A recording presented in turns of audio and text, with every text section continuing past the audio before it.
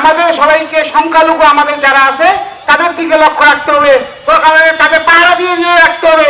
কেউ কোনো দুষ্কারী কীর্তি যদি তাদের কোনো ক্ষতি না করতে পারে সেটা আমাদের লক্ষ্য রাখতে হবে। পরে যে একটি নতুন বাংলাদেশের স্বাধীন ঘোষিত হলাম, তাহলে একেবারে বন্ধ হয়ে যাবে।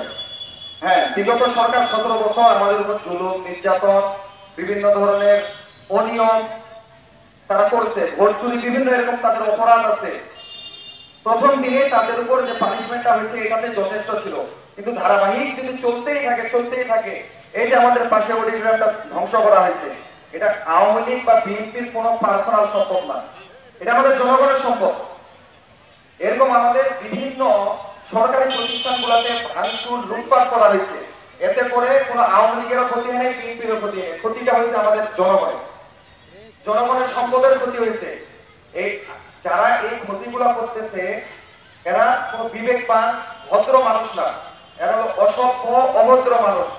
তো ভদ্র যারা, এরা তো চেষ্টা করতেছে যে এই অসভ্যদেরকে থামানোর জন্য। তো আমরা যারা এখানে উপস্থিত হয়েছি এবং যারা উপস্থিত হইতে পারি নাই, সকলের কাছে আমরা এই সংবাদটা পৌঁছে দিব যে বচাগঞ্জের বুকে অন্তত আর কোনো অরাজকতা চলবে না। কোনো চাঁদাবাজি, দুর্নীতি, টেন্ডারবাজি হোক, যত ধরনের অপরাধ আছে কোনো অপরাধের প্রশ্রয় দেওয়া হবে না ইনশাআল্লাহ। আমি ভাইস চেয়ারম্যান, আমার যতটুকু ক্ষমতা আছে আমি এই ক্ষমতা থেকে বলতেছি, আমি আমার ক্ষমতা প্রয়োগ করার মাধ্যমে এই সমস্ত অনিয়মগুলোকে বন্ধ করব।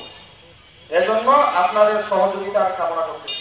করেছো মাওলা, আয় আল্লাহ তাআলা এই এলাকার প্রতি তোমার খাস রহমত নাজিল করো মাওলা।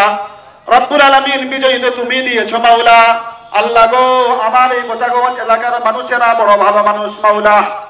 আল্লাহ গো, আমার এই প্রত্যেকটা মানুষকে ধর্ম বর্ণ নির্বিশেষে প্রত্যেকে সুন্দরভাবে বসবাস করার তৌফিক দান করো মাওলা। এই এলাকার প্রত্যেকটা মানুষকে সুন্দরভাবে জীবন যাপন করার তৌফিক দান করো মাওলা। আয় রব্বুল আলামিন তাদের রোগ মুক্ত